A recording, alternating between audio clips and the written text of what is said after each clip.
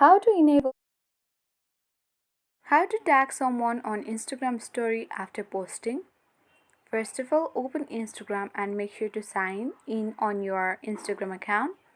Then add to your story, and once you have added some picture or video on your story, you need to tap on the bottom right corner arrow icon and now tap on share. Now done, and this will add your picture or video to your story. Once you have posted your story, then you can see the more option which says mention more people in your story. Tap on it and now tap on add mentions, and on the search bar you need to type in the user name here, and you can easily select the user that you want to tag and tap on add.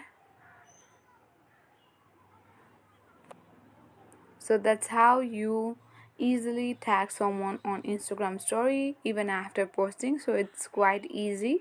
Thank you for watching.